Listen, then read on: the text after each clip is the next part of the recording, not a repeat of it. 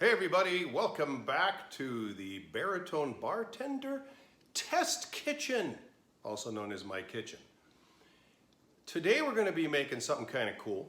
We're going to be making Orgeat syrup, Orgeat, or spelled like Orgeat. I'm going to show you a bottle of it right here. It looks like Orgeat, but it's French. It's originally from France. And they say Orgeat. So why are we making Orgeat syrup? Well, it's a component of quite a few tiki cocktails, including the Mai Tai, which I'm about to do a video of, and the Scorpion, which I'm not about to do a video of, but I will someday. You're going to look at this in the future and go, but he did do the Scorpion. That's right, I will do the Scorpion. But we're doing this to make my own Orgeat for the Mai Tai. The Mai Tai. The prince of tiki cocktails. So this is an almond syrup. Now, I did buy this. It was 14 bucks at Total Wine. It's made by Small Hand Foods, and it looks pretty good. There are no artificial ingredients. You can see the little chunks of stuff in there. It looks very authentic. It's got all the right stuff according to the recipe that I'm going to be following. So what I'm going to see is if you make your own, or if I make my own, is it as good as this? Is it better? I've never made Orgeat syrup before. Some people say Orgeat with a T on the end. It's an alternate pronunciation, but seeing that it's originally from France, it could go either way. Most likely Orgeat. Orgeat. Okay, now this is separated quite a bit, which is a good sign. No high fructose corn syrup in here. I did see Orgeat syrup by Finest Call. They make all kinds of syrups and mixers and stuff for 6 bucks. A great big old bottle, about 1 liter. But the first ingredient is high fructose corn syrup. It has almond flavorings, so it's sort of indirect. I'm not a fan of that kind of thing. So we're gonna check this out. I'm gonna taste it right now in my little Nick and Nora glass. The original martini glass was the Nick and Nora glass. We'll get to that another day. There's some Orgeat syrup in there. Let's see what it tastes like.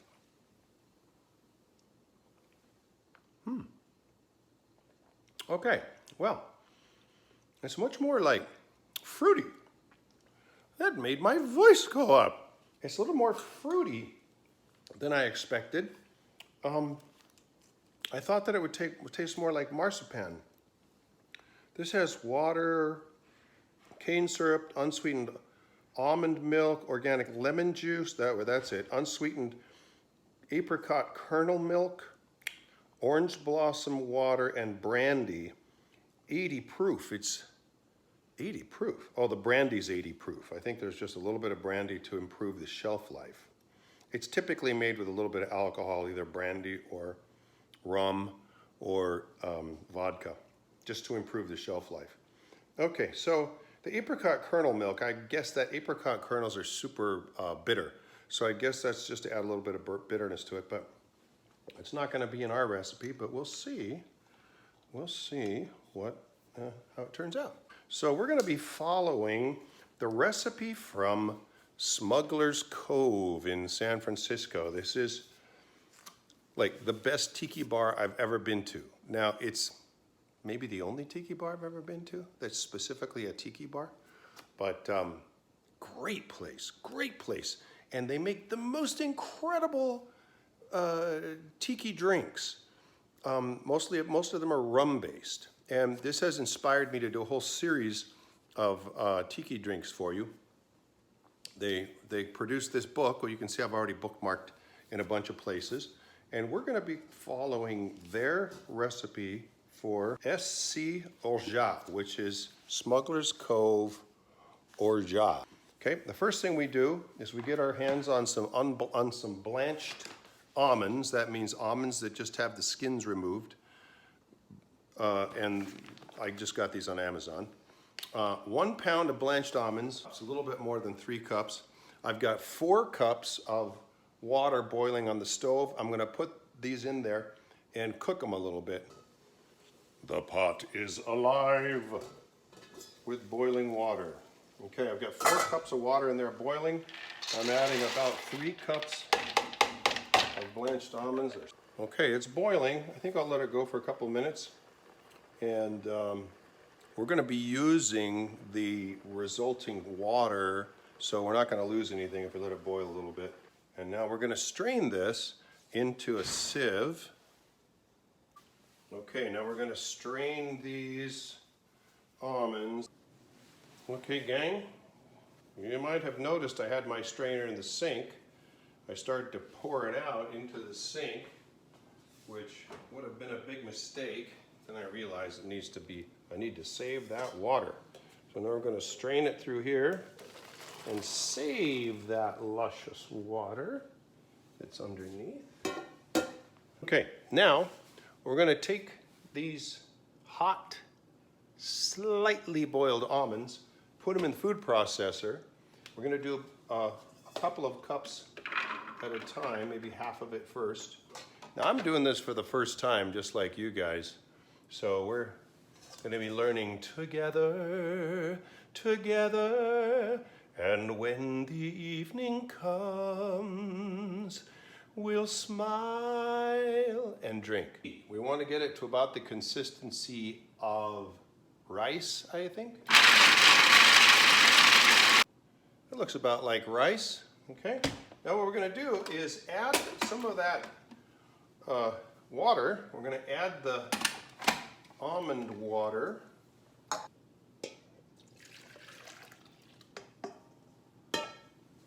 Now we're going to add the almond water until it becomes like a paste.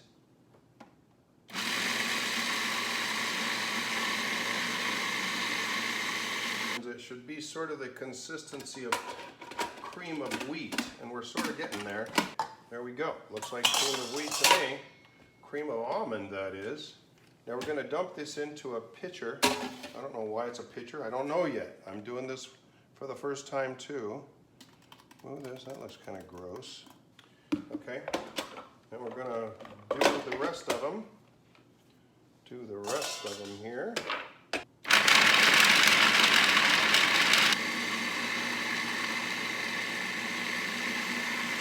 It's still pretty thick and pasty. I think I'm going to actually boil a little more water and put that in there just so it gets nice and mixed up. Okay, I've boiled some water. Going to put this in here.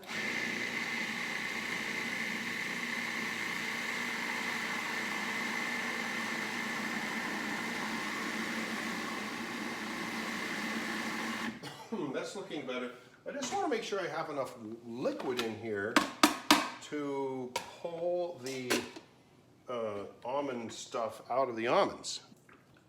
Kind of cool, guys. It's kind of cool. I've never ground up almonds before. So what we're going to eventually do is run this through cheesecloth to extract the liquids. I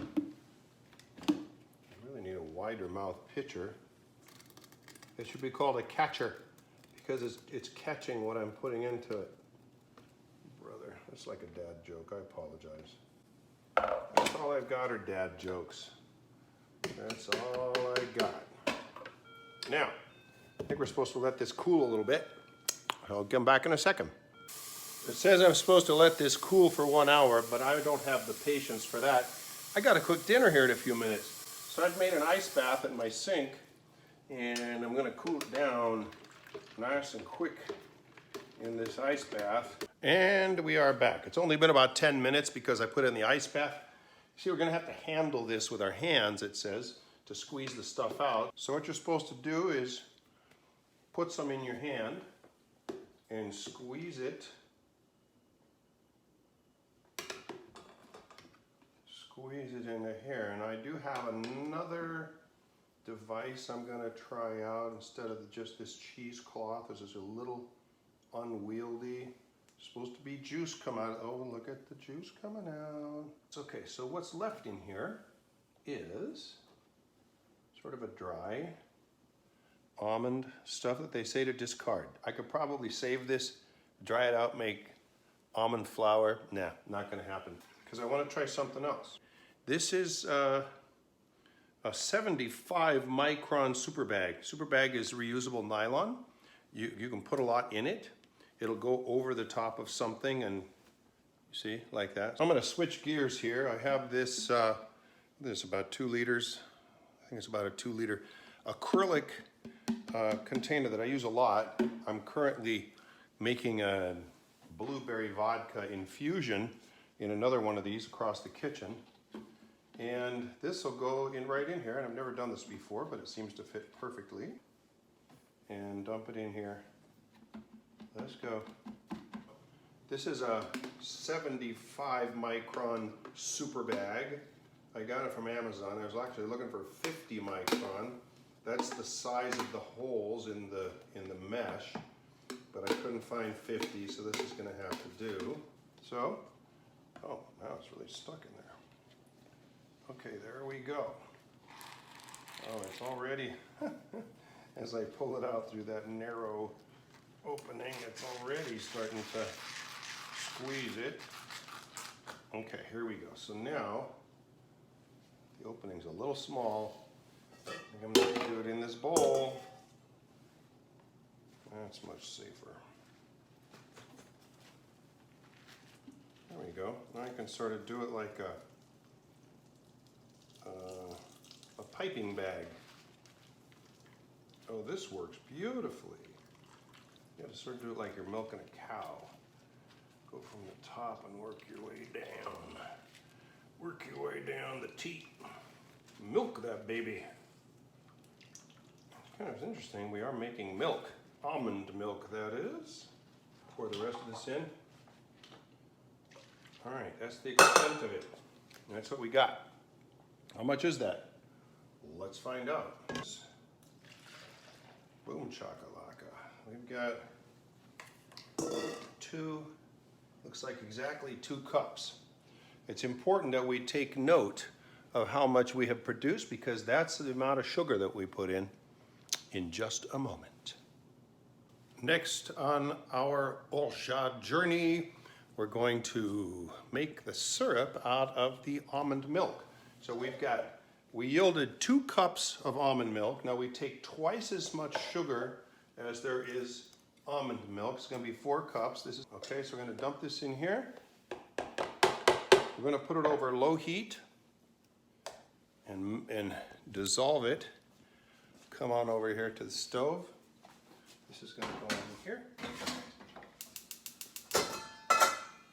All right, here's where we are. It's looking very good. It's not quite dissolved. It's got a few little sugar crystals in it still. But what we're doing here is we've got 1 part liquid to 2 parts sugar. We had 2 cups of almond milk and 4 cups of sugar. And this forms what we call a rich syrup. A simple syrup is 1-to-1 sugar to liquid. A rich syrup is 2-to-1 sugar to liquid. So it takes a little bit longer to get it all incorporated, but it does work, and it definitely is looking like Orgeat. It's got that color, right? Kind of. This is a little darker. Just a little more, and we'll be ready to flavor it. Okay, we're at the final step, guys.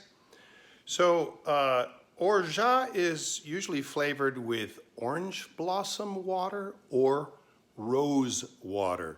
In the case of the Smuggler's Cove recipe, they use both. So we're going to use both. And then we're going to add some beautiful rum to it to sort of give it some flavor but act as a preservative as well. We're going to do a 1/4 teaspoon of each of these flavorings. This is rose flavoring in glycerin. I think that's okay. 1/4 teaspoon of that. And this orange blossom water I got through Amazon, like everything else, you know. It might be slightly more than a 1/4 teaspoon. And now we're going to put in 2 teaspoons of a pot-stilled, lightly aged rum. This is Smith & Cross. My friend Josh Hopkins turned me on to this one. He's my partner in crime at Smuggler's Cove when we're in San Francisco. 2 teaspoons of this. This is the most delicious rum. It's delicious sipping rum, though. It's absolutely delicious. Okay, I'm going to stir this up. And that should be it. Now, the recipe cautions that as it sits there, it can form a thick layer on top. I guess stuff floats to the top. Maybe it's the fat in the almonds, because you know they do have quite a bit of fat. And it says just stir it vigorously and get it to go back down. I'm going to put this orgeat into this glass. Ooh, that looks so nice. And I'm going to put the store-bought one from Small Hand Foods. Just shake it up again. In this one, compare the differences in color, first of all.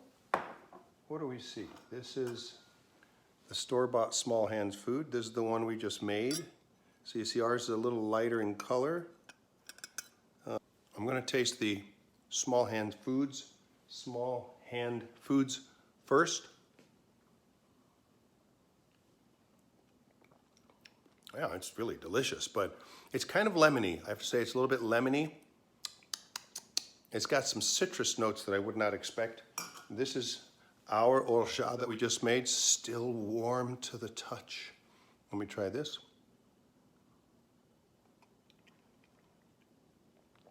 Wow. It's quite a bit sweeter. It actually has a kind of a lemony flavor, but I don't know where that's coming from. I taste the rum. Ooh, the rum gives it a nice aftertaste. It's very sweet. It's very thick.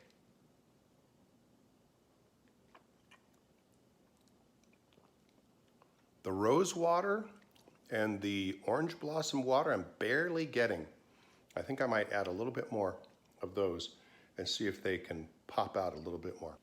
We can store this in a sealed container and put it in the refrigerator. They say it will last for several months in the refrigerator. I would guess that because of its very high sugar content, that the sugar could crystallize out, so you can expect that to happen. It'll start from the bottom up. You'll develop little crystals. If you just heat it very gently in warm water, those will disappear and reintegrate. All right, that was it for orgeat, sirop d'orgeat. Okay, you guys, thanks for joining me, and I'll see you for the next installment. Bye.